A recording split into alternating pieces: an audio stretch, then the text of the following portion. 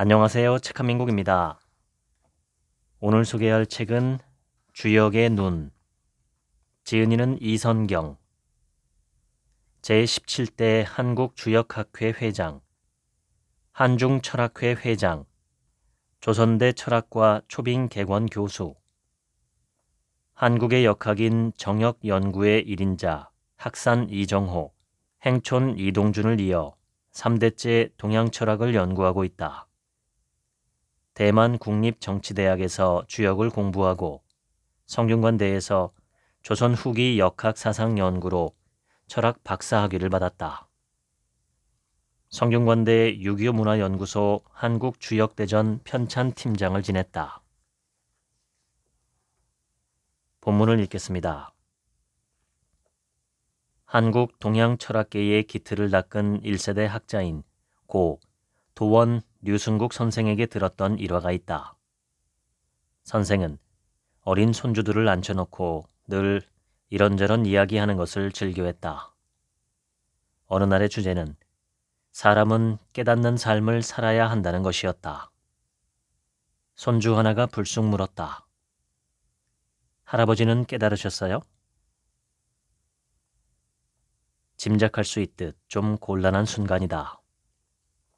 깨달았다고 하면 망발이고 못 깨달았다고 해도 말이 안 되는 상황에 놓이게 되었다. 선생은 그럼 할아버지는 늘 깨닫지.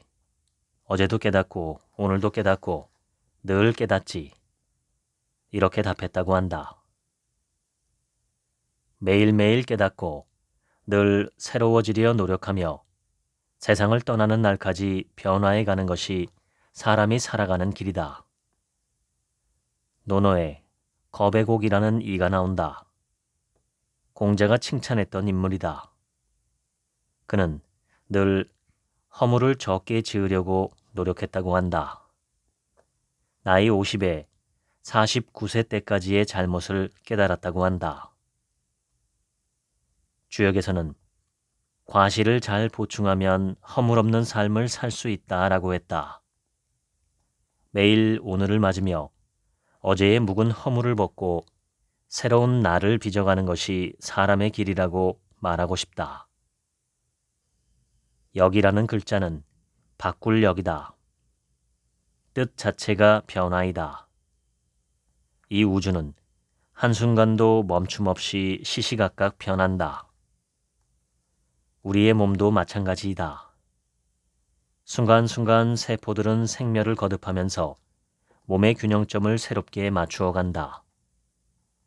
변화해야 산다. 그것이 우주의 원리이다. 주역이 만들어진 이유는 성인이 말세의 세상을 근심해서라고 주역에 쓰여 있다. 주역은 세상을 이끌어갈 책임이 있는 정치가들에게 국가를 경영하는 도리를 알려주기도 한다. 하지만 궁극적으로 사람이 자연의 이치를 알고 제 본성을 깨우쳐 성명의 이치에 따르는 삶을 살 수 있도록 그 길을 안내한다고 쓰여 있다. 음과 양의 변증으로 그 길을 보여준다. 변증이란 상호 모순되는 주장의 어느 한편을 택하는 것이 아니라 그 둘을 종합하여 새로운 방향을 모색하는 것을 말한다. 음양의 변증은 한마디로 서로 대립하는 상반성을 종합하여 함께 살아가는 길을 도모하는 것이라 하겠다. 그래서 역의 사유를 특징 짓는 말은 관계, 상생, 평화, 생명, 중도, 균형, 주체, 창의 등이다. 밤과 낮, 추위와 더위 같은 자연의 상반된 힘이 생명을 추동해 가듯 사람의 삶에서도 기쁨과 슬픔, 행복과 불행을 함께 버무려 제3의 길을 찾아간다. 5,000년이 넘는 한국인의 사상과 생활 문화 속에는 알고 보면 역의 사유 방식이 깊게 자리하고 있다. 단적인 예로 태극기와 훈민정음이 한국을 대표하는 상징이라는 점은 누구나 안다. 하지만 그것이 역의 원리로 만들어졌다는 사실은 대부분 모른다. 수천 년을 지탱해온 한국의 저력, 한국 문화의 원천이 역에 기반하고 있다는 게 필자의 생각이다. 역이 지향하는 생명, 평화, 상생의 휴머니즘은 우리의 언어, 심성, 문화에 차고 넘친다. 우리가 흔히 쓰는 미운 놈 떡 하나 더 준다는 속담이 있다. 여기에는 나와 갈등을 일으키는 상대가 제거의 대상이 아니라 내 삶을 지탱해주는 토대로서 함께 어울려 살아야 하는 존재라는 통찰이 들어있다. 서랍을 여닫이라 하고 엘리베이터를 승강기라 하는 데에도 오는 것이 있으면 가는 것이 있다는 상반성에 관한 인식이 숨어 있다. 역학을 전공하는 동료들에게 어쩌다 주역을 하게 되었나 물어보면 저마다의 계기가 있다. 한 동료는 주역이 자신의 독단을 깨주었기 때문이라고 했다. 예전에 자신은 옳다고 믿으면 초지일관 타협 없이 밀고 나가는 스타일이었고 그것이 바르게 잘 사는 길이라고 생각했단다. 그런데 주역을 공부해보니 그 옳다는 것도 여러 사람, 여러 정황과의 관계 속에서 정해지는 것이지 이것이 옳으니까 관철해야 한다는 생각은 독단이라는 깨달음이 생기더란다. 주역은 늘 변화하는 상황과 관계 속에서 올바름을 찾는 방법을 알려준다. 변화하는 세상을 따르다 보면 원칙 없이 임기응변에 빠지기 쉽고 원칙을 고수하면 고집불통이기 십상이다. 주역은 무엇이 옳다고 단정적으로 말하지 않는다. 최적, 즉 가장 적절함을 말한다. 이럴 때는 이렇게 하는 것이 적절하겠다 라는 식의 접근이다. 이른바 시중, 곧 때의 알맞음이다. 율곡은 시중의 의미를 구체적으로 이렇게 설명한다. 나란이라는 사람이 이 일을 해야 하는가 말아야 하는가 고민이 될 때 그 판단 기준은 해서 백성에게 이로우면 다 해도 되는 것이고 백성에게 해로우면 해서는 안 되는 것이다. 주역에 생생을 역이라 한다라고 하였다. 천지자연이 생명을 낳고 또 낳는 활동이 바로 역이다. 다시 말해 하늘과 땅으로 대표되는 양과 음이 끊임없이 상호작용하면서 묻생명을 낳고 살리는 변화를 선이라 한다. 그래서 성선설의 형이상학적 근거가 주역에 있다. 살리기를 좋아하는 마음이 주역이 보는 인간의 본질이다. 선을 쌓는 집안에는 반드시 남는 경사가 있고 불선을 쌓는 집안에는 반드시 남은 재앙이 있다. 가을에 서리가 내리는 것을 보면 머지않아 얼음이 얼겠다는 조짐을 읽을 수 있어야 한다. 큰 사건은 갑자기 터지는 것이 아니라 그 조짐과 기미가 서서히 자라난다. 그것이 가시화되었을 때는 이미 늦었으니 그 기미를 방치 말고 미리 선을 쌓아 대비한다면 경사가 있을 것이다. 기독교의 성경이 있고 불교의 금강경 등 여러 경전이 있듯이 육아에도 경전이 있다. 그런데 육아의 13경 가운데 가장 으뜸가는 경전으로 취급된 것은 논어도 맹자도 아닌 주역이다. 주역은 경전 중의 경전이며 고전 중의 고전이다. 천하의 공자가 죽간을 묶은 가죽끈이 3번이나 끊어질 정도로 읽었다는 책이 주역이다. 주역이라는 말은 두 가지 뜻을 지닌다. 첫째는 두루 통하는 역이고 둘째는 주나라의 역이란 뜻이다. 주역을 잘 활용하기 위해서는 역학적 사고방식이 어떤 것인가를 이해할 필요가 있다. 그것은 통상 음양의 변증적 사고를 말한다. 변증이란 상호 모순되는 두 가지 주장이 있을 때 어느 한편을 선택하는 게 아니라 그 둘을 종합하여 새로운 지향점을 도출해내는 사유방식이다.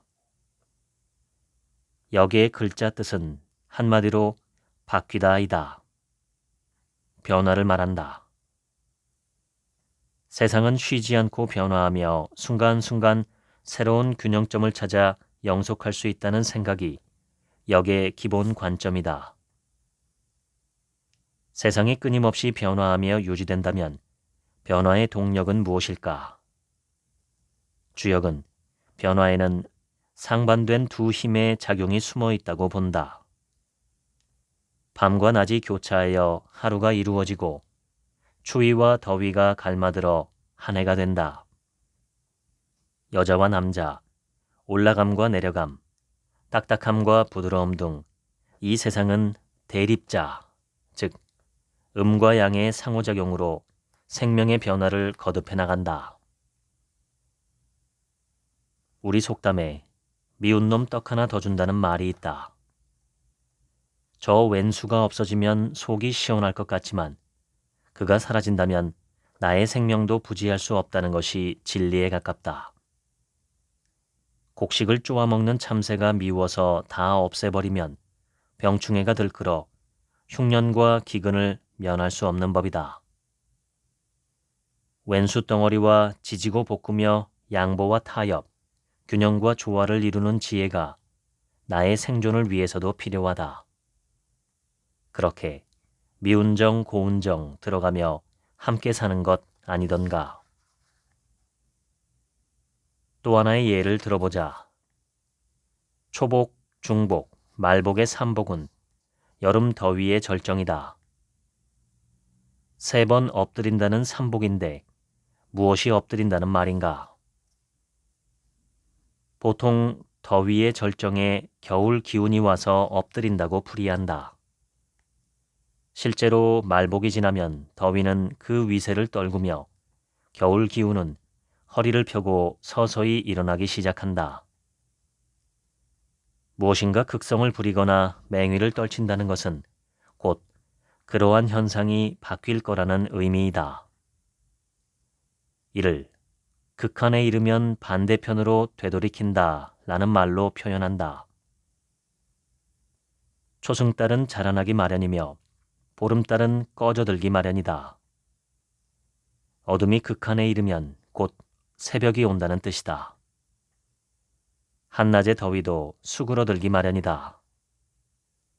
음의 기운이 자라나면 양의 기운은 줄어들고 양의 기운이 불어나면 음의 기운은 물러난다. 이러한 음양의 관계를 소식이라고 한다. 소는 줄어든다는 뜻이고 식은 불어난다는 뜻이다. 요즘 아무개가 왜 소식이 없지? 라고 할 때 이 소식은 음양의 밀고 당김에 의한 세월의 흐름과 변화라는 의미를 담고 있다. 음양의 변화는 자연의 생명 변화이다. 내 몸의 세포 같은 미세한 단위로부터 하늘과 땅이라는 거대한 단위에 이르기까지 세계는 지금도 끊임없이 변화하고 있다. 변화한다는 것은 살아있다는 것과 같은 말이다. 주역에 생명작용이 끊임없이 일어남을 여기라 한다라는 구절이 있다. 하늘과 땅의 큰 덕은 생명을 살리는 일이다 라는 구절도 있다.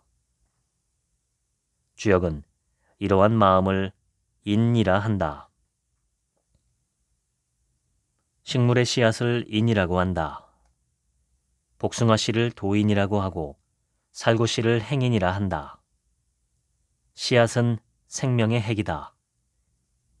몸이 마비된 것을 불인하다라고 표현하기도 한다. 생명의 기운이 통하지 못하기 때문이다. 이처럼 이는 사람들 사이에 권장되는 윤리적 덕목에 그치는 것이 아니라 세상 모든 생명을 향한 측은지심으로 확장된다. 못 생명들을 살리고자 하는 마음이다.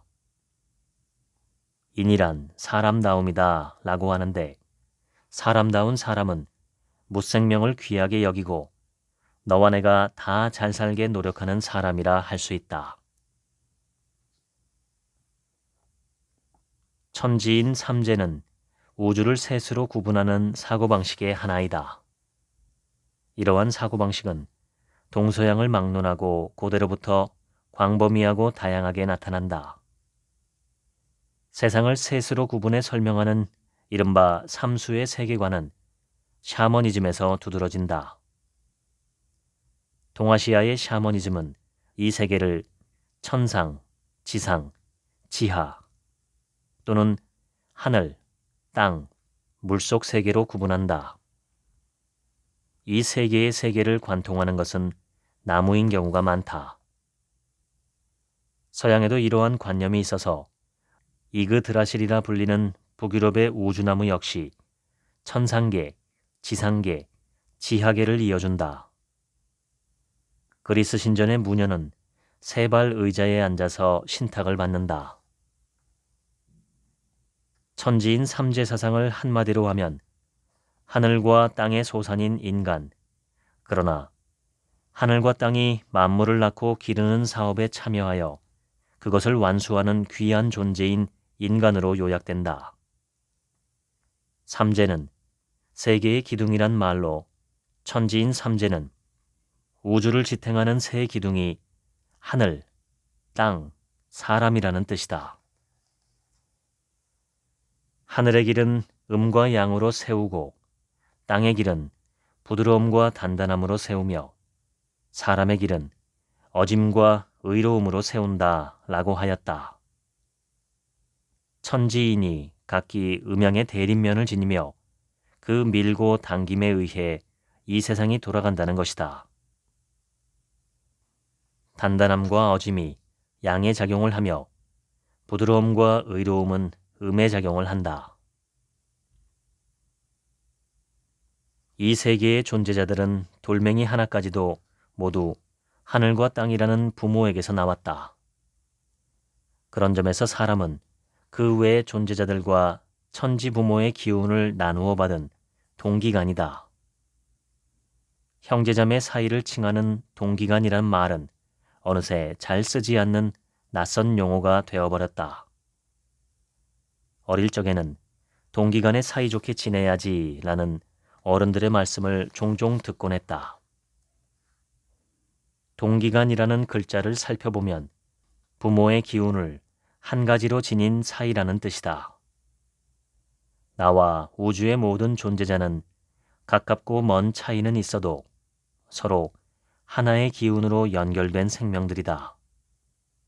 그러니 천지인 삼재로서의 인간은 하늘과 땅을 향해 열려있는 존엄한 존재이다. 우주적 연대의식 속에 타자와 더불어 살아가는 주체가 바로 여기 말하는 인간의 모습이다. 퇴계 이황은 공부란 궁극적으로 만물 일체의 인을 지향해 가는 것이지만 그 실천은 나와 가장 가까운 가족에 대한 사랑의 마음을 기준으로 그 마음을 미루어 이웃과 사회로 천지 만물로 확대해 나아가야 한다고 했다. 퇴계는 나를 진실로 사랑할 수 있고 내 가족을 진실로 사랑할 수 있어야 만물 일체의 사랑으로 참되게 나아갈 수 있다고 말한다. 나와 가장 가까운 곳으로부터 한 걸음씩 두 걸음씩 나아가야 한다. 우리는 나 자신과 내 가족을 진실로 사랑하는가? 주역에서 말하는 천지인 삼재로서 인간의 위상은 중용의 첫머리에도 잘 설명되어 있다. 사람이 그 마음의 중심을 잘 잡고 그 마음을 잘 실현하면 그가 속한 천지가 자기 자리를 잡고 그 천지에 속한 구성원들이 다 평화로운 삶을 누릴 수 있다는 것이다. 단군 신화는 한국인의 사상적 고향과 같은 이야기다. 단군 신화에 대해 가장 오래된 기록은 고려 후기 일현 스님이 지은 삼국유사다. 비록 13세기 기록이지만 일현은 기원전 2333년에 조선 건국을 말하고 있고 또 위선이 고긴이 하며 몇 가지 문헌 근거를 들고 있다. 단군 신화의 구조를 살펴보면 하늘의 이야기, 땅의 이야기, 인간의 이야기로 구성되어 있다. 하늘 무대에서는 환인과 환웅이 주연이고 땅의 무대에서는 범과 곰이 주역이다. 거기에 하늘과 땅, 즉 환웅과 웅녀의 결합으로 인간 단군이 탄생한다. 하늘로 상징되는 신성과 땅으로 상징되는 물성은 상반되지만 서로 배척하지 않고 함께 어울려 마침내 사람으로 결실을 본다. 이처럼 단군 신화의 인간상은 신성과 물성이 함께 어울려 균형을 이루며 어느 한편을 거부하지 않는다. 이러한 사상은 대립되는 성질의 균형과 조화를 통해 새로운 변화가 이어진다는 역의 사고를 배경으로 한다. 필자는 단군 신화를 찬찬히 들여다보면서 막상 그 내용에서는 혈연적 그리고 배타적 민족주의의 요소를 발견할 수 없다는 사실에 새삼 놀랐다. 단군 신화는 오히려 탈민족적 보편 이념으로 충만해 있었다. 널리 인간 세상을 이롭게 한다. 이 세상에 있으면서 이치로 다스리고 감화한다. 이 사상에 지역적, 계급적, 인종적 폐쇄성은 없다. 단군 신화는 다른 이들을 향해 그리고 하늘과 땅을 향해 열린 인간 주체를 말한다. 생태학적으로 인간과 자연이 함께 살아가는 세계관을 담고 있다.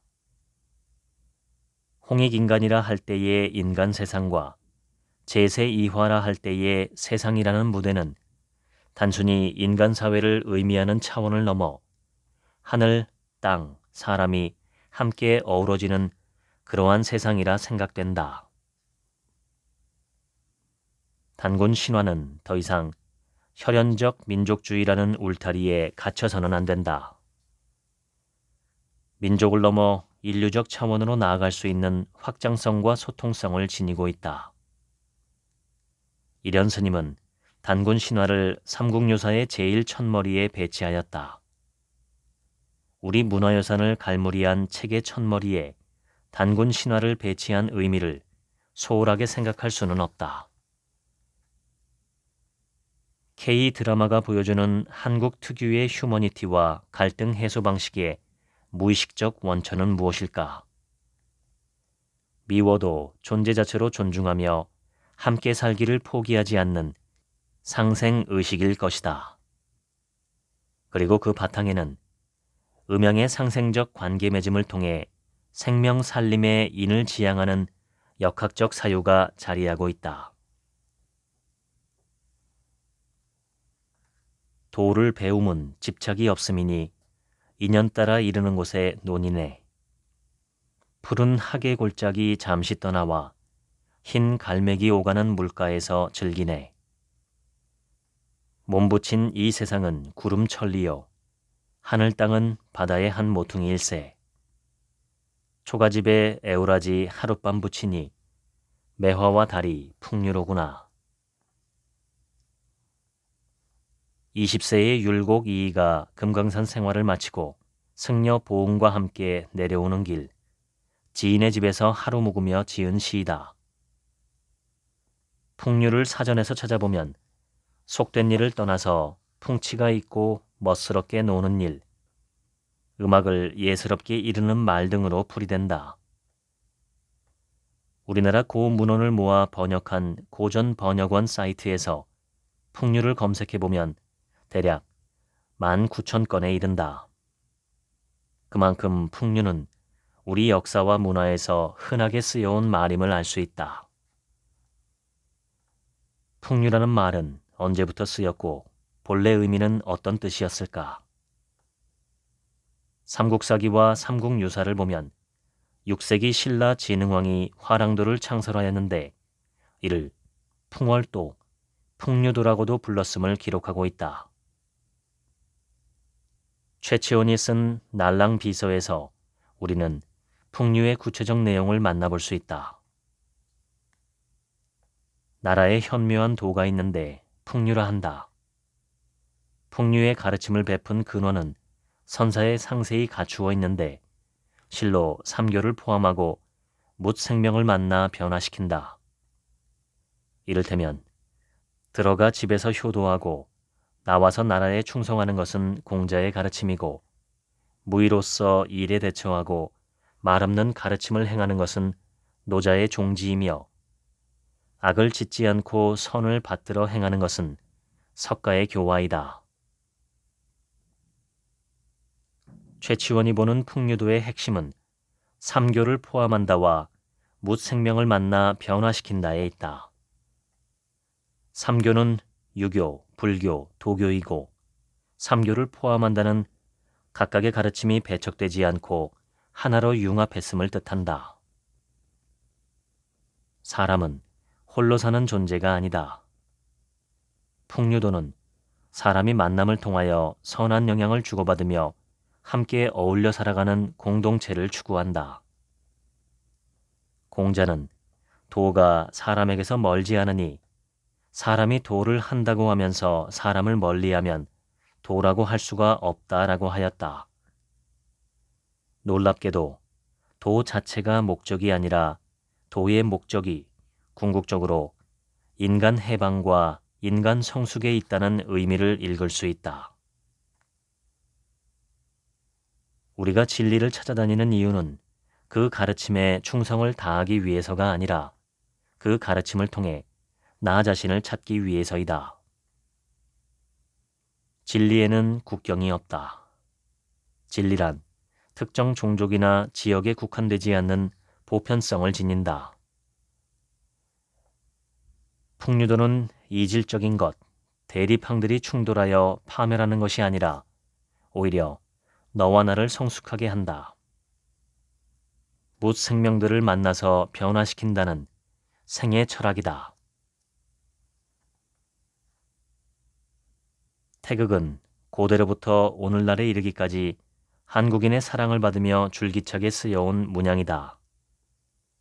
현재까지 발굴된 것 중에서는 7세기 전반 백제시대 목간에 그려진 태극 문양이 가장 오래되었고 통일신라와 고려를 거쳐 조선시대에 이르기까지 수없이 많은 태극 문양이 쓰였다. 굽이굽이 긴 밤을 펼쳐낸 동지가 지나면 해는 조금씩 길어지고 어느새 저녁 8시에도 아직 환한 하지를 맞게 된다. 이러한 자연의 리듬이 바로 태극이다. 실제로 동지에서 하지, 하지에서 동지에 이르는 밤낮 길이의 변화 비율을 따라서 그대로 그려내면 태극 문양이 된다. 여기에는 일종의 수학적 원리가 있다. 동지의 밤 길이와 하지의 밤 길이는 약 300분의 차이가 있다. 입춘에는 밤의 길이가 동지보다 대략 50분 줄어드니 300분의 50, 즉 6분의 1이 줄어든다. 반대로 낮의 길이는 6분의 1만큼 늘어난다. 춘분이 되면 밤의 길이는 150분 줄어 밤과 낮의 길이가 같아진다. 이파를 거쳐 하지가 되면 드디어 300분의 300, 즉 낮의 길이가 가장 길고 밤의 길이가 가장 짧은 때가 된다. 하지, 입추, 추분, 입동, 동지의 과정도 마찬가지로 낮은 점점 줄어들고 밤은 점점 늘어난다. 밤과 낮이 줄어들고 늘어나는 비율, 즉 음양의 줄어들고 늘어남을 따라 그린 곡선이 물결치는 태극의 모양이다. 그래서 태극기의 첫 번째 원리는 자연의 리듬이라고 할 수 있다. 태극 사상은 동북아시아의 공통적 문화유산이지만 그것을 국기로 특화하여 나라의 상징으로 쓰고 있는 주체는 한국이다. 상고대로부터 오늘에 이르기까지 한국 문화에는 음양상생 철학의 실상이 연민하게 이어져 우리의 삶 속에 체화되어 왔다.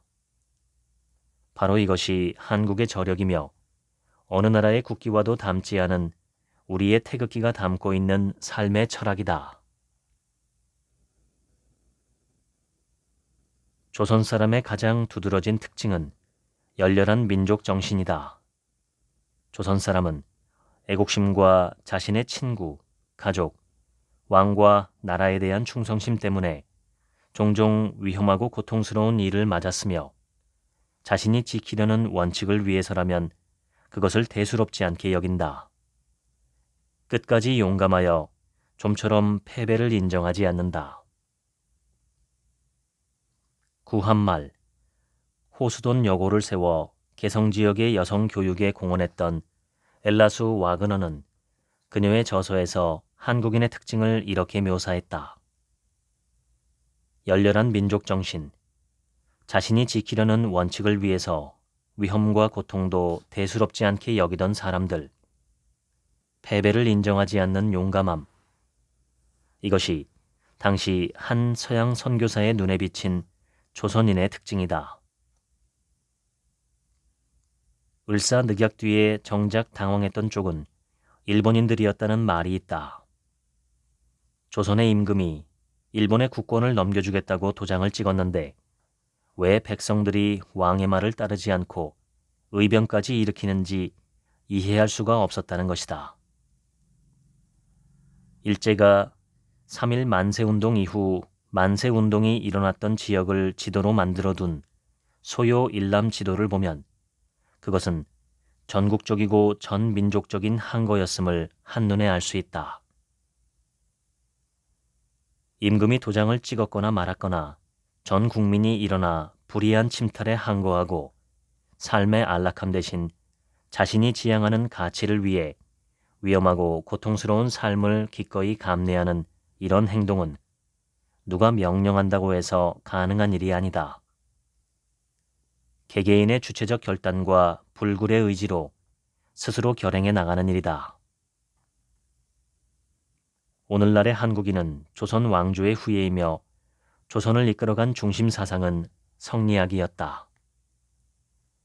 성리학이 어떤 식으로든 조선인의 가치관과 행동 양식을 형성하는 데 지대한 영향을 끼쳤다고 보는 것이 타당하지 않은가. 성리학의 진리관은 500년 세월을 거치며 무엇보다 한국인의 도덕관념 형성에 중요한 역할을 해왔다. 성리학이 일종의 도덕주의를 표방한 것은 틀림없는 사실이다. 하지만 이때의 도덕을 그저 의무적이고 규범적인 규율로만 여기는 것은 적절하지 않다. 성리학의 관점에서 도덕적으로 산다는 건 외적으로 부과된 율법을 엄격하게 지킨다는 뜻이 아니다. 내 마음속에 자연스러운 본성을 따라 사는 것을 가리킨다. 이때 자연스러운 본성이란 남의 아픔에 공감하는 마음, 즉 측은지심, 불의를 부끄러워하고 분노하는 마음, 즉 수호지심, 염치를 알고 사양하는 마음, 즉 사양지심, 옳고 그름을 가릴 줄 아는 마음, 즉 시비지심이다. 인의 예지가 통합된 진실한 인간성은 내 안에서 자연스럽게 솟아나는 것이다. 사람의 길에서 이는 양의 작용을 하며 의는 음의 작용을 한다. 인이 생명의 약동과 발산이라면 의는 그것을 적절하게 제어하고 가다듬어 열매를 맺도록 한다. 의는 알맞게 함, 마땅하게 함이라는 의미를 지니기 때문이다. 자연의 길에서는 음과 양이 밀고 당김으로 우주적 생명이 지속되어 간다면 사람이 사람답게 살아가는 길은 인과 의의 균형과 조화에서 찾을 수 있다. 주역에서는 이렇게 말한다. 음과 양의 작용이 갈마드는 것이 자연의 길이며 그러한 자연의 길을 이어받는 것이 선이다. 우리의 본성에는 그것이 내장되어 있다. 인간의 본성으로 내장된 태극의 구체적 내용은 인의라는 음양의 작용을 통해 상대적 선악을 넘어서서 보다 큰 차원에서의 선을 실현해 가는 것이다. 인과 의의 변주는 다시 말하면 측은지심과 수호지심의 협주이다. 측은지심은 남의 고통을 차마 외면하지 못하는 마음이며 수호지심은 옳지 못한 행위를 부끄럽게 여기고 분노하는 마음이다. 둘은 동전의 양면과 같아서 보호되어야 할 생명이 손상당할 때 분노, 항거, 투쟁함으로써 온전한 삶을 회복하기를 목표한다. 3.1 만세운동 역시 단지 내 나라를 침략한 적에 대한 적개심의 발로에 그치는 것이 아니다. 삶의 공동체를 수호하려는 의지와 보편적 정의에 반하는 불의에 대한 분노를 함께 담고 있다. 그래서 그들은 죽을지언정 그칠 수 없는 것이다. 이러한 분노는 피폐와 파멸을 향하는 것이 아니라 나와 남을 살리고자 하는 거룩한 분노이다.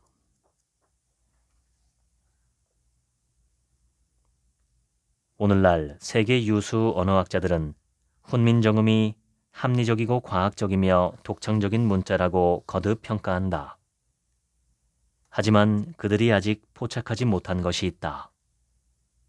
훈민정음의 자모는 철학적 체계를 갖춘 역사상 유일한 문자라는 사실이다. 주역에서는 역의 도는 넓고 커서 이 세상의 모든 것이 갖추어 있으니 요약하면 하늘과 땅과 사람의 도리이다 라고 한다. 이른바 천지인 삼재론이다. 천지인에서 사람은 하늘아버지, 땅어머니의 소산이 돼 그 부모의 사업을 완수하는 고귀한 존재이다. 세상 만물은 모두 천지 부모의 자식들이니 그 맞이인 사람이 수많은 형제자매를 잘 돌보아 함께 천수를 누리는 것이 효라는 사상이 삼재론에 담겨 있다. 즉, 만물을 낳고 살리고자 하는 천지 부모의 마음을 닮아 나아갈 때 사람은 비로소 불초자를 면할 수 있다. 불초는 닮지 못했다는 뜻이니 불초자는 부모를 닮지 못한 불효자식이란 말이다. 사람이 만물의 영장이 되는 것은 바로 천지 부모의 뜻을 잇는 자기 인식과 실천 때문이라 할 수 있다. 훈민정음 중성은 천지인 삼재로 구성되어 있다. 천은 봄, 여름, 가을, 겨울이 둥글게 순환하는 하늘의 모양을 그렸고 지는 평평한 땅 모양을 그렸으며 이는 하늘과 땅을 잇는 직립한 사람의 모양을 본떴다. 사람이 하늘과 땅을 잇는다는 말의 함의는 무엇일까? 사람이란 하늘과 땅으로 상징할 수 있는 두 상반된 가치를 종합해서 실현하는 존재라는 의미이다. 직립한 사람의 형상에도 의미가 있다. 동물이 네 발로 다녀서 땅과 나란한 것과 달리 사람은 하늘을 향해 머리를 세우고 꼿꼿이 선다. 생존 욕구가 충족되면 그만인 동물성에서 벗어나 더 고차원적인 세계를 지향한다. 그런데도 두 발은 대지에 굳건히 버티고 서서 결코 현실 기반을 떠나지 않는다. 하늘의 가치와 땅의 가치, 이 상반된 양자를 종합하여 꽃 피우고 열매 맺을 수 있는 유일한 존재가 바로 사람이라는 것. 그것이 헤레본이 전하는 이야기이다. 초성은 소리를 처음 일으키기 때문에 하늘의 역할이고 종성은 소리를 마치는 땅에 해당하며 모음인 중성은 하늘과 땅을 이어주는 사람의 역할에 해당한다. 그런데 모음인 사람이 없으면 소리가 이루어지지 않는다. 우리가 매일 글을 읽고 쓸 때 사람이 역할을 함으로써 천지의 뜻과 기능이 제 빛을 발한다는 우리 글의 사람에 관한 철학이 글자의 원리 속에 숨쉬고 있다. 사람의 생긴 모습으로 그의 운명을 예측하는 상학에서도 가장 중요한 것은 심상이라 한다. 마음은 고정되어 있지 않으니 어떤 모습을 빚어갈지는 나 자신에게 달려있다.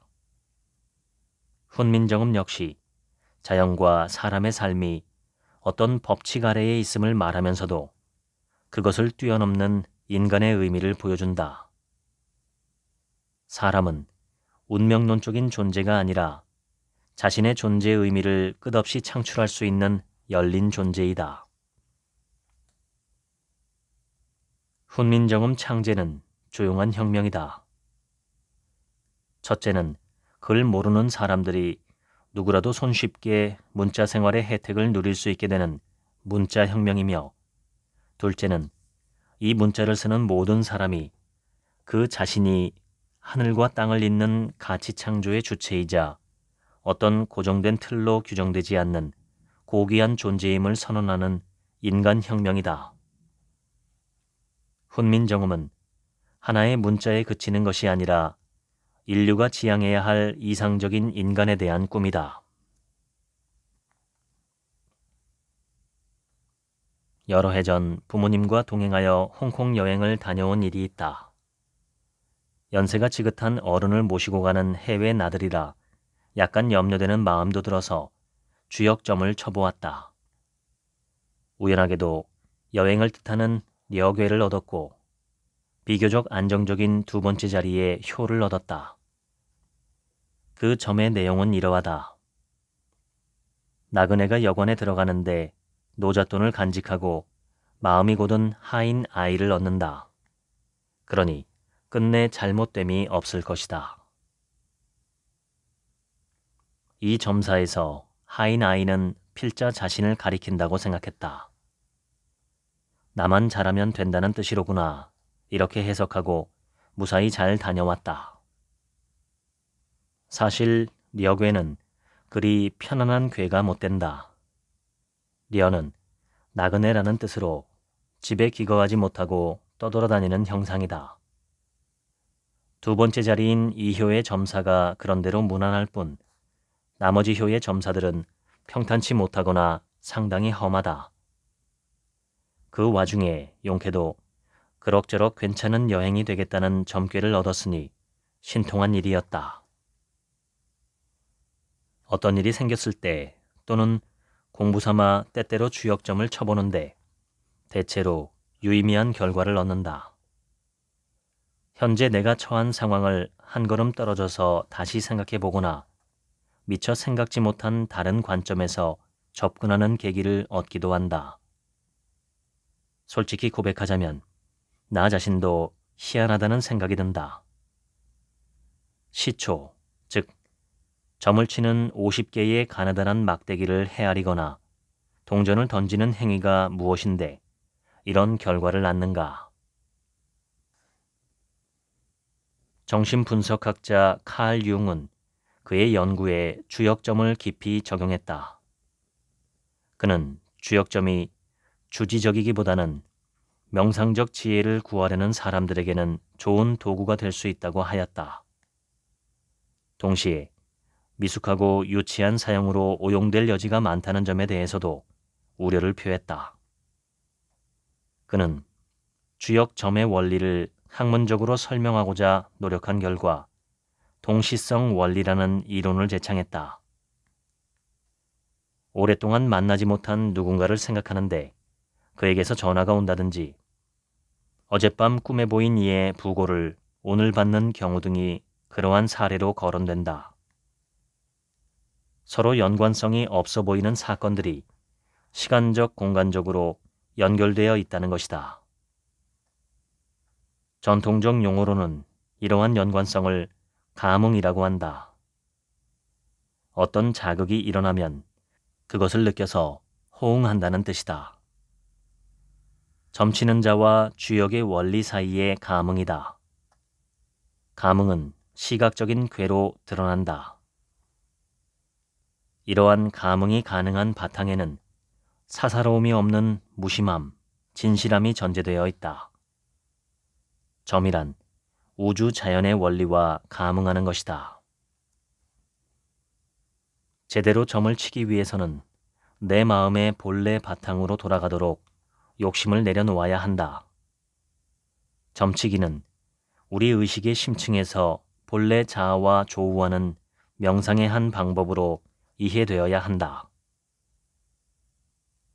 주역의 점치기는 태어난 연월일시로 사주팔자를 보는 것과는 전혀 다른 방식이다. 주역점은 어떤 구체적인 사안에 대해 질문을 함으로써 주역에게 그 지혜를 구한다. 주역점의 특별함은 일의 성패를 통보하는 데 그치지 않고 점치니가 그 상황에서 어떻게 대처할까를 모색하는 데 도움을 준다는 데 있다.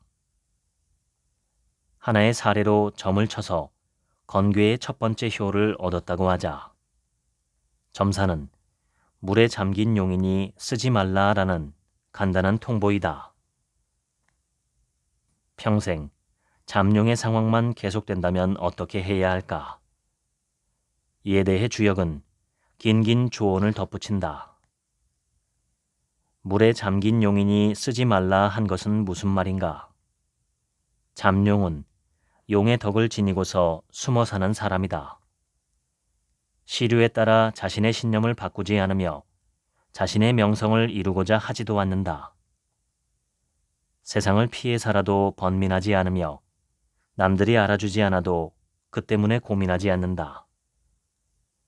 뜻을 펴볼 만한 세상을 만나면 나아가 행하고 그런 기회를 못 만나면 세상과 어그러진 채로 지낸다. 이러한 뜻이 확고하여 뽑을 수 없는 것이 잠룡이다. 주역은 남들이 알아주는 것과 인생의 가치는 비례하는 것이 아니라고 한다. 그보다는 자신이 지키고자 하는 삶의 가치를 잘 붙들어 지키는 일이 더욱 소중하다고 한다. 논어 첫머리, 남들이 알아주지 않아도 성내지 않으면 또한 군자가 아닌가라는 문장을 생각한다. 이는 공자 자신의 이야기였으리라. 70에 이르도록 천하를 돌아다니며 노력했건만 세상은 그를 받아들이지 않았다. 이름은 알려져 있었지만 뜻을 펼칠 수는 없었다. 살아가면서 누가 알아주어서가 아니라 스스로의 결단으로 이것만큼은 지키겠다고 마음먹은 일이 있는가?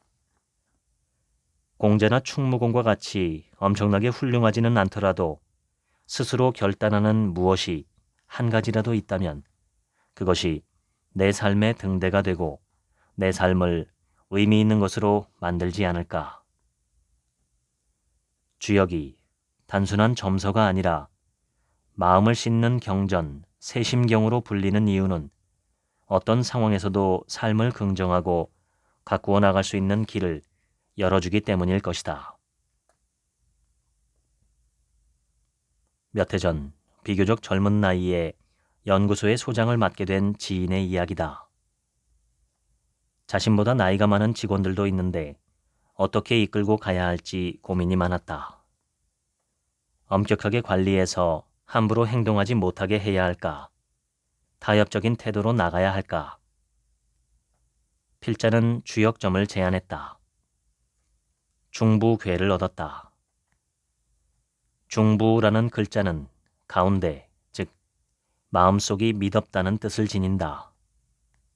부는 어미새가 알이 잘 부화하도록 노심초사 품어 보호하는 모습으로 어미가 새끼를 지키는 미더움을 말한다. 필자는 좋은 괴를 얻었다고 생각했다. 우리는 보통 힘의 논리로 세상을 판단한다. 엄격하게 대해서 두렵게 만드는 것과 적당히 타협하는 것은 모두 힘의 논리의 연장선이다.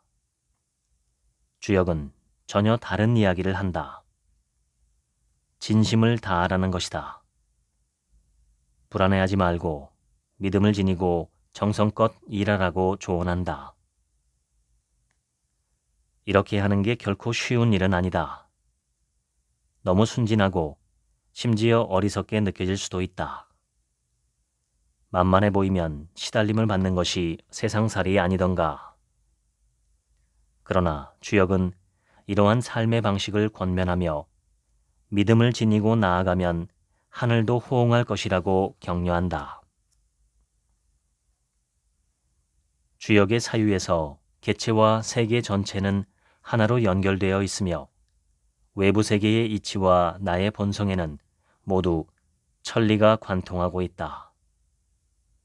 서로가 별개의 존재가 아니니 타자 속에서 나 자신의 모습을 발견한다.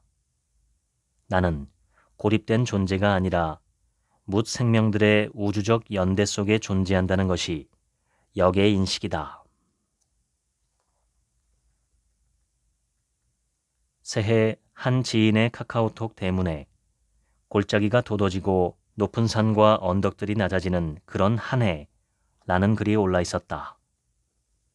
왠지 모르게 마음 한구석에 이 말이 남아 있었다. 그러던 어느 날 한참 밀리는 출근길에 지하철이 고장이 났다. 할 수 없이 빽빽한 버스에 올라탔다. 다행히 문간보다 조금 안쪽에 자리를 잡을 수 있었다. 늘 그렇듯 입구에는 버스에 오르려는 사람들이 밀치며 발을 붙이려 하고 있었고 안쪽은 그래도 공간이 있었다. 누군가 문간에선 못 타서 난리인데 안으로들 들어가요 소리를 질렀다. 그러나 3미터 남짓한 그 작은 공간은 참 보수적이었다. 10cm 정도 움직였을까. 누구도 스타일 구기며 안으로 밀고 들어가려 하지 않았다. 안쪽 사람이 먼저 움직여주지도 않았다. 이게 사람의 모습이구나. 버스 안이 인생의 축소판같이 느껴지기도 했다. 10,000원 버스를 타고 출근하는 사람들, 애쓰고 노력하여 자기 자리를 만들어 간다. 붐비는 버스 속에서 그나마 서 있을 자리를 얻었는데 다시 발걸음을 옮기기는 쉽지 않다. 1.5m 뒤에서 지지든 볶든 말이다. 사람들로 꽉 찬 버스를 타고 일하러 가는 나는 산 위에 있는 자가 아니라 골짜기에 있는 자이겠지만 내가 언덕 위에 서고 산 위에 섰을 때 나는 기꺼이 내 산을 헐어 골짜기를 메우려 할까? 지인의 카카오톡 문장은 기독교 바이블의 한 구절이지만 주역 겸괴의 이야기이기도 하다. 위는 땅, 아래는 산의 모습을 지닌 것이 겸괴이다. 위를 밖, 아래를 안이라고 부르기도 하니 겸괴는 바깥쪽이 땅이고 안쪽은 산이다. 땅이 위에, 산이 아래에 있는 겸괴의 모양을 주역에서는 지중유산이라고 표현했다. 땅 속에 산이 있다. 땅 안에 산이 있다. 이 함축적인 말을 어떻게 이해하면 좋을까? 추사 김정희의 생각이 눈길을 끈다. 하늘 안에 땅이 있고 땅 안에 산이 있으니 땅이 하늘 안에 있으면 겨우 하나의 점에 불과할 따름이요. 산이 땅 안에 있으면 역시 한 줌의 돌, 한 줌의 흙일 따름이다. 이제 작게 보이는 산을 어찌 크다고 하겠는가? 나는 세상의 한 줌 흙인 미미한 존재로서 애초에 높음이 없는데 어찌 나중이라 해서 낮은 데로 굽혀서 아래에 머물러 있겠는가?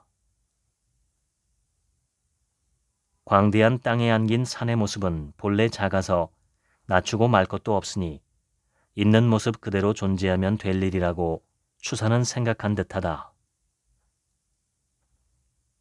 주희가 사숙한 스승 정의는 겸괴 산이 땅 속에 있다가 아니라 땅속에 산이 있다라 한 것을 주목했다.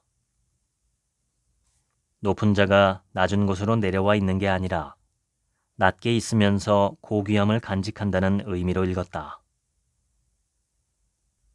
19세기 조선의 학자 심대윤은 군자가 낮추어 온순한 것은 말과 행동이며 높고 큰 것은 사업이니 말과 행동을 낮추어 온순하기 때문에 무리와 화합할 수 있고 사업이 높고 크기 때문에 사람들이 승복할 수 있게 된다 라고 하였다. 그러한 지중유산의 덕을 지님으로써 우리는 개인의 인격 면에서나 사회의 사업에서나 높은 산을 덜어 낮은 땅을 돋우는 균평을 얻을 수 있다고 주역은 말하고 있다. 겸교의 지중유산과 함께 떠오르는 다른 구절이 있다. 노자 도덕경의 화광동진이다. 강렬한 빛을 부드럽게 누그러뜨려 세속의 티끌과 하나 된다라는 뜻이다. 율곡이인은 그 의미를 덕과 아름다움을 속에 품어 스스로 빛내거나 남들과 특이하게 다름을 내세우지 않는 것이다 라고 하였다. 또 세속을 좇아 잘못된 것을 익히지도 않고 세속을 떠나지도 않는다는 의미로 풀이하였다. 우리는 종종 사람은 속이 잘 영글어야 한다는 말을 하곤 한다. 차 있으면서 비어있는 듯한 사람, 떠오르는 인물이 있다. 하나를 들으면 열을 난다는 공자의 제자 안회이다. 그는 30의 젊은 나이에 세상을 떠났다. 함께 공부한 증삼은 훗날 안회를 이렇게 회고했다. 재주가 많으면서도 재주가 적은 이에게 묻고 많이 알면서도 조금 아는 이에게 물었다.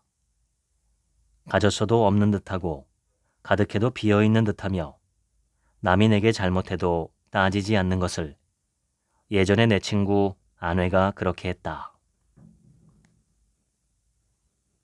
남보다 앞서 나가지 않고 남을 이롭게 하면서도 다투지 않으며 늘 낮은 자리에 머무는 일은 쉽지 않다. 그러한 사람은 살아있을 때도 그 이후에도 오래도록 자취가 남는다. 퇴계 이황은 지역과 학파를 막론하고 조선조를 통틀어 큰 존경을 받는 사상가였다 해도 과언이 아니다. 어느 학자는 퇴계학의 특징을 참다운 삶을 구하여 오래 힘쓰고 인을 구하여 성인을 이루고자 하는 참 나를 위한 공부라고 하였다. 공자는 논어에서 예전 사람들은 나 자신을 위해 공부했는데 요즘 사람들은 남을 위해 공부하는구나 라며 탄식한 바 있다. 공자가 평소에 제자들에게 늘 강조하던 가르침은 나에게서 가까운 일로부터 시작하라는 것이었다. 하루는 성미가 괄괄하고 배포가 큰 제자 자로가 군자란 어떤 사람입니까? 라고 묻는다. 공자는 경으로 자신을 닦는 사람이라고 답한다. 실망한 듯 재차 묻는 제자에게 공자는 자신을 닦아 다른 사람들을 편안하게 하는 사람이라고 말한다. 거듭 더 큰 답을 원하는 자로에게 공자는 자신을 닦아 백성들을 편안하게 하는 사람이라고 답하며 이는 요순과 같은 성인들도 고심했던 일이라는 말로 제자의 말문을 막아버렸다. 어쩌면 이 세상에서 제일 어려운 일은 나 자신을 이기는 일일지 모른다. 요컨대 나 닦음이란 그렇게 간단한 문제가 아니다. 조선 왕조실록에 실린 퇴계의 졸기에는 흠결이라 할 만한 내용을 찾기 어렵다. 사관은 퇴계가 참된 암과 실천을 위주로 했다고 하였으며 겸양하여 감히 작자로 자처하지 않아 본인의 이름으로 별다른 저수를 내지 않았다고 기술했다. 퇴계 자신은 평생 스승으로 자처하지 않았다고 한다. 애초에 문호를 열어 가르칠 작정을 한 일이 없었으나 사람들이 찾아와 함께 공부하다 보니 일가를 이루게 되었다는 것이다. 퇴계는 함께 공부하는 사람들에 대해 사람마다 품성이 다르므로 사람을 일괄해서 평가하기는 어렵다. 부족한 모습이더라도 단정해서 비판하기보다는 학문하는 뜻을 귀히 여겨 서로 도와 성취할 수 있도록 노력해야 한다라고 말한 바 있다. 퇴계가 문인들에게 보내준 편지 가운데 중요한 내용을 뽑아 엮은 자성록이라는 책이 있다. 책의 제목 자체가 스스로 살피기 위한 것이라는 뜻을 담고 있다. 퇴계는 책의 서문에서 이렇게 말한다. 옛적에 말을 함부로 하지 않은 것은 몸으로 실천함이 미치지 못함을 부끄러워했기 때문이다. 이제 붕우와 더불어 강구왕복하는 가운데 말을 하게 된 것은 부득이한 것이다. 스스로 부끄러움을 이기지 못하겠노라. 맹자가 말한 호연지기를 생각한다. 씩씩하고 광대한 도덕적 기운이다. 맹자는 호연지기가 갑자기 솟아나는 것이 아니라 생활 속 의의 실천이 차곡차곡 쌓여 이루어지는 것이라 하였다. 오늘 하루의 삶에서 호연지기를 돌보지 않으면 그 기운은 쪼그라들어 나의 집안도 다스릴 수 없지만 잘 배양하면 이 세계에 가득 찰 만큼 잘할 수 있다고 맹자는 말한다. 결국 나 하기 나름이라는 말이다. 마음을 잘 보존하고 본성을 잘 기르는 일이 하늘을 섬기는 방법이라는 것이 맹자의 가르침이다. 변혁의 도리에 있어서 중요한 것은 자기 자신의 혁명이다. 율곡 이이는 국가 시무의 요체는 창업, 수성, 경장의 세 가지라 보았다. 창업은 새 나라를 건국하는 것이고 수성은 이미 정비해 놓은 법제에 따라 운영하는 것이다. 경장은 세월의 흐름에 따라 법제의 폐단이 누적되고 사회적 기풍이 흐트러져 국가다운 모습을 잃었을 때 행하는 일대 개혁을 말한다. 창업은 말할 것도 없이 경장 역시 대단히 어려운 일이 아닐 수 없다. 율곡 역시 고명한 식견을 갖춘 이가 아니면 경장을 해낼 수 없다고 말한다. 그러나 율곡은 이 시대에 인재가 없다는 푸념에 대해 진실로 인재를 구하려는 성의가 있느냐고 되묻는다. 국가의 지도자가 도를 배우고 어진이를 좋아하며 창생을 구제할 뜻을 세우고 인재를 구했는데도 인재를 구하지 못해서 정치를 못한 일이 있었는가라고 반문한다. 사는 집에 기둥이 썩어 무너지려 하는데 가까운 곳에 목수가 없다고 핑계를 대며 집이 무너지기를 기다릴 사람은 없다. 무슨 수를 써서라도 목수를 구해올 것이듯 국가의 병폐를 고치는 것도 다를 바 없다고 한다. 요컨대 뜻이 있는 곳에 길이 있다는 말이다. 세상살이에서 참 어려운 일로 꼽히는 하나가 사람과 사람의 관계이다. 가족관계라면 문제의 심각성은 차원을 달리한다. 그런데 많은 이들이 간과하는 보다 큰 관계의 문제가 있으니 나와 나의 관계이다. 우리는 남이 나를 어떻게 바라보느냐에 따라서 나 자신을 그렇게 규정하기가 쉽다. 또 일상에서 곁의 사람과 영향을 주고받으며 살기 때문에 타인의 인정과 세상의 평가를 중요하게 여긴다. 남들이 피상적으로 규정하는 내가 정말 나인가? 나는 나 자신을 진지하게 공부해 본 적이 있는가? 평생 나를 위하는 선택을 하고 살아왔지만 그것은 정말로 나를 위한 선택이었는가? 세상에서 제일 중요한 관계는 나와 나의 관계이다. 그것이 모든 관계의 출발이기 때문이다. 지금 나는 나와의 관계가 편안한가? 매일 눈을 뜨면 제일 먼저 만나는 내가 반갑고 좋아야지. 나를 만나고 싶지 않아 눈을 뜨기 싫고 나와 함께 살아가야 할 하루의 시간이 두렵기만 한다면 세상에 이보다 심각한 문제는 없다. 내가 그동안 정말 형편없이 살았다는 자각도 괜찮다. 거기서부터 출발하면 되니까 이제 좋아질 일밖에 없지 않은가. 과실을 잘 보충하면 허물없는 삶을 살 수 있다는 것이 주역이 주는 위로와 희망이다. 내가 나를 잘 기르려 마음먹는다면 그 노력은 반드시 성공한다. 내가 나에게 발산하는 긍정의 마음은 주변에 감흥을 일으킨다. 주역에 같은 소리는 서로 호응하고 같은 기운은 서로를 구한다라고 했다. 또 군자가 방 안에서 하는 말이 선하면 천리 밖에서도 호응한다라고 했다. 낳고 낳는 것을 역이라 한다라고 한 데서 볼 수 있듯 주역은 생명을 예찬하는 책으로 알려져 있으며 실제로 죽음에 대한 언급이 거의 없다. 주역은 나의 본성과 세상의 이치를 탐구하고 궁극적으로 명을 깨닫는 것을 중요하게 생각한다. 순명하는 삶을 살고자 하기 때문이다. 주역 서문에는 책이 만들어진 목적이 자신의 본성과 천명을 따라 살면서 변화의 도를 다하는 것이라 하였다. 역은 변화이다. 주역이 바라보는 우주는 멈춤 없는 변화의 흐름 속에 있다. 이러한 세계관 속에서는 죽음도 커다란 변화의 흐름 속에 있는 것이지 변화를 벗어난 별도의 우주로 진입하는 것이 아니다.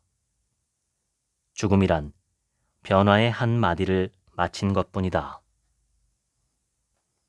주역은 분명 생명을 예찬한다.